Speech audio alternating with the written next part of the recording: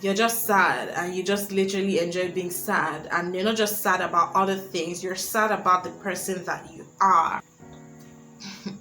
I was settling for a love that wasn't there. You know how you know somebody doesn't love you? Hey everyone, welcome to Sarah Unfiltered. Today we're still going to be talking about the self-love series, and we're focusing on low self-esteem. Remember that last week I spoke to you guys about insecurity and how to deal with it and how to handle it and how to become a better person and love yourself better. We're still all up in that loving yourself better situation, and that is why today we're talking low self-esteem. So first things first, what is low self-esteem? It is very simple. It's simply the way you perceive yourself, demeaning your value as a person. So it's, in layman terms, it is simply, I'm not good enough, I have nothing, I ain't shit, I'm nobody. That is what low self-esteem means, literally. And today we're going to be talking about, of course, my experience with low self-esteem and how I have been able to tackle it. I don't want to come in here and claim that, oh, I'm perfect now and I love myself 100%. I'm not like that. We're being vulnerable together, and I'm sharing, my experience with you guys and how I have been able to get better over time. Yeah, I've been able to get better over time, and I'm hoping that somebody out there that is watching me would also get better over time. So yeah, my experience with low self-esteem. Well, I was never really like that. Growing up as a child, I had healthy esteem for myself. I never over-prioritized myself in my head. Neither did I underwhelm myself, underwhelm my importance as a person. But I think when I became an adult, adulting really hasn't been the easiest journey for me. I know I say a lot about adulting and everybody thinks, oh yeah, it's a normal thing. For me, actually, adulting has been extremely tough. Extremely tough, and it has messed with my mental state, it has messed with my emotional state, it has messed with my value, it has messed with my sense of value as a person. Yeah.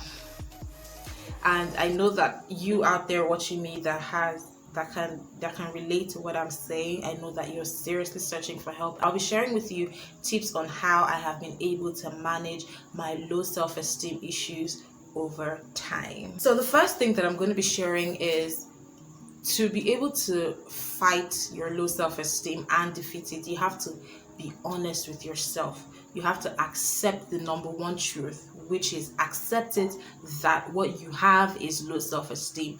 Accept it that you have a problem. A lot of people like to live in self-denial and claim that, oh, I'm just being a full-blown critic about myself. I don't like to over prioritize my importance in this world. That's why I say things like this about myself, or I think certain ways about myself. No, you have to accept it that you have a problem. Now, one thing that everyone needs to know about low self-esteem is that people relate or react to it differently. Some people react to it and they end up having inferiority complex. Inferiority complex is where they just act like everybody's better than them.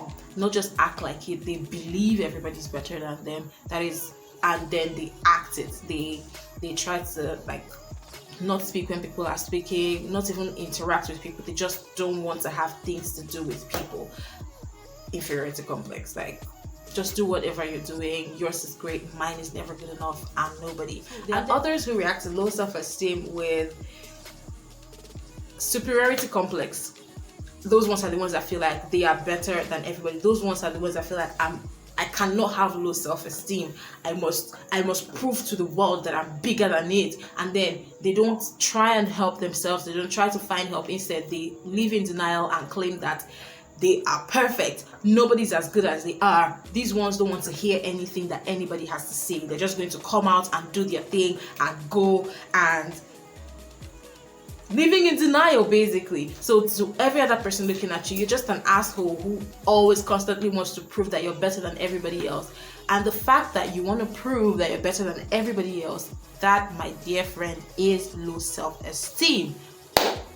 So which one are you suffering from? Is it the both of them? Are you having inferiority complex? Are you having superiority complex? You know that there was a time in my life where I almost had superiority complex. Yes, emphasis on almost, because at a point I was like, I'm better than this person.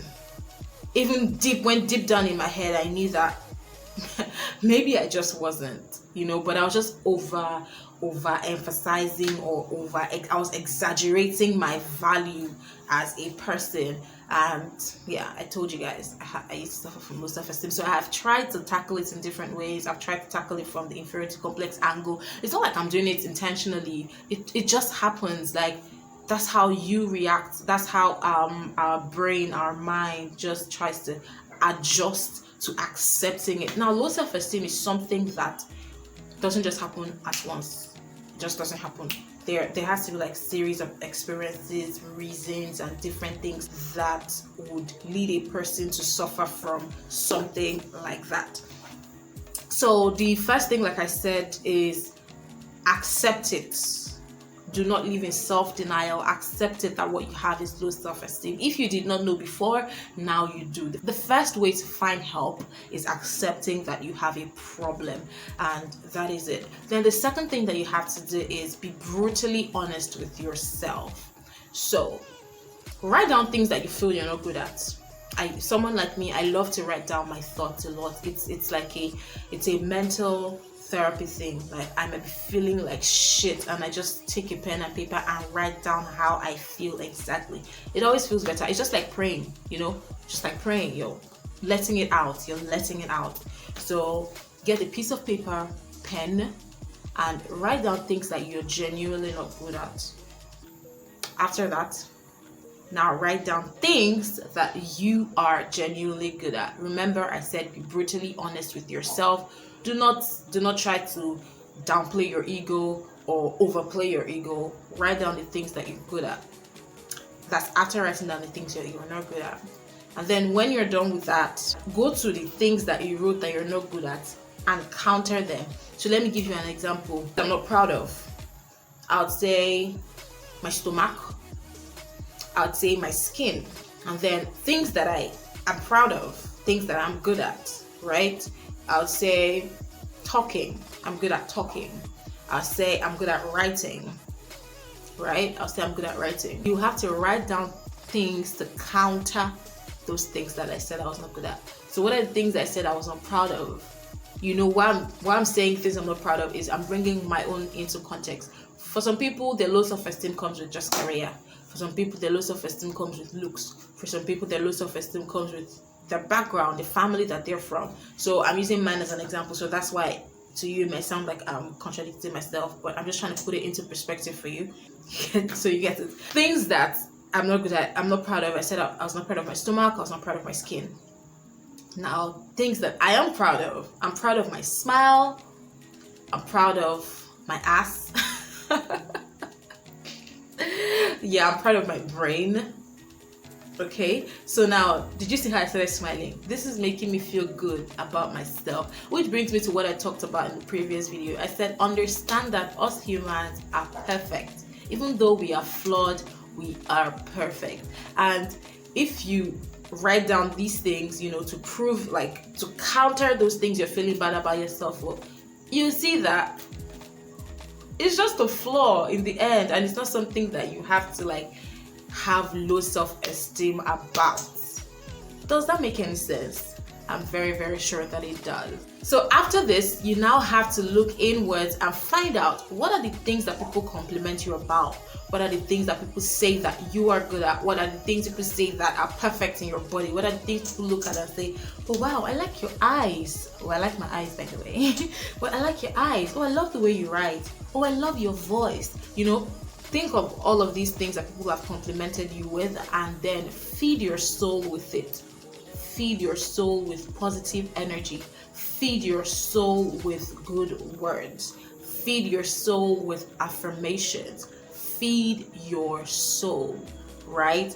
And you're not just going to feed your soul with, like I said, self-denial or lies to make yourself feel better. Feed your soul with honest, genuine, positive things about yourself. Then also, having a healthy relationship with people, or being around people you have a healthy relationship with, is very, very key and very, very important when it comes to shedding off low self-esteem. Because your energy, let me tell you one thing about hanging out with people. There are some people I hang out with and I'm just keeping quiet. I'm not gonna say what. And it's not because I don't want to, just because my spirit doesn't accept them. Like there's an energy about, like, I do not like people with bad energy. So people that always have something to complain about. You want to turn me off? Always find something to complain about. Like, I can't stand it. I cannot stand people like that. Okay, especially people who know that mentally you're not like perfectly okay mentally, and then they still say whatever they want to say regardless. And those are the people that I just stay off from. So surround yourself with people with positive energy.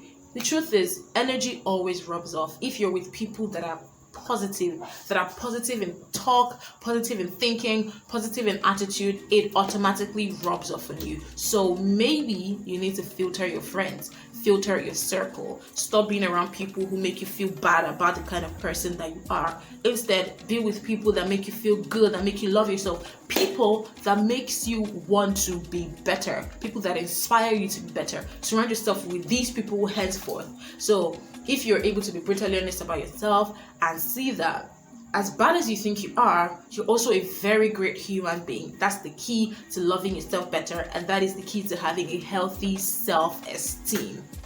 Okay? Finally, be kind to yourself. I'm saying be kind to yourself because we're not kind to ourselves.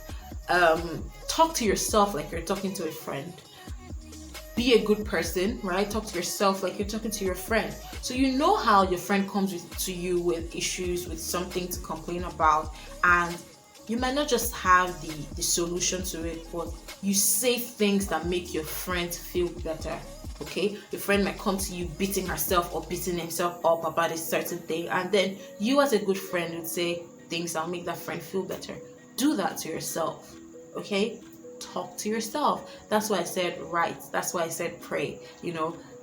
Or you could just take it one step further and be super weird like me and literally talk out loud to yourself. I do that. I talk to myself like I'll talk to my friend. And you see that when you do this, when your friend is complaining to you about something, your aim as a friend, as a good friend, is to make sure your friend stops beating herself or himself up about that situation. Instead, you listen, you be a good person, and you guys find a solution to it together. That is, if you do not have a solution already. So do that with yourself. So instead of beating yourself up all the time, instead of saying, I didn't meet up to my expectation, or I didn't meet up to people's expectations about me, therefore I'm shit, therefore I'm nobody, therefore my life is a mess, therefore I do not deserve to live, I do not deserve to love, I do not deserve. Do you understand? Like, instead of doing this to yourself, why not take a breather? Like, this world is once, you only live once. Now, do you want to spend the rest of your life sulking and feeling bad about the person that you are?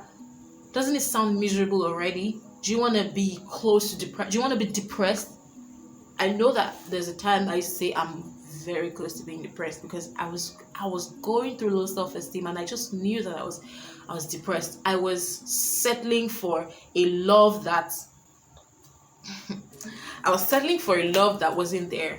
You know how somebody doesn't love you and you just still need to be loved. Like, you just still want it. You're just willing to accept the fucking half love that somebody's giving you. That's low self-esteem. That was me. So I know that I can't take that anymore because I'm getting better. So you find out that you just in a world of pity party. You're like in a pity party world of your own, Misery loves company. Like, you're just sad and you just literally enjoy being sad, and you're not just sad about other things, you're sad about the person that you are. Girl, bro, you don't want to do that to yourself. So I want it to be that, like I said earlier, I want it to be that everybody who comes on this channel this month is leaving with something. Like, we're shedding off insecurity, we're shedding off low self-esteem, we're shedding all those bullshit off, and we're just loving the fuck out of ourselves. Like, that is it.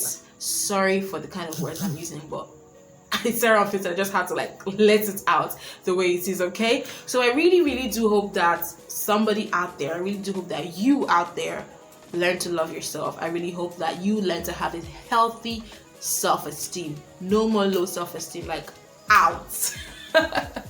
out, seriously. So thank you so much for coming on my channel. My name is Sarah, and this has been Sarah Unfiltered, the self-love series, and we talked about ridding ourselves of low self-esteem, how to know you have low self-esteem, and of course the things that you must do to, take low self-esteem out of your life. I'll see you on the final video. That's next week.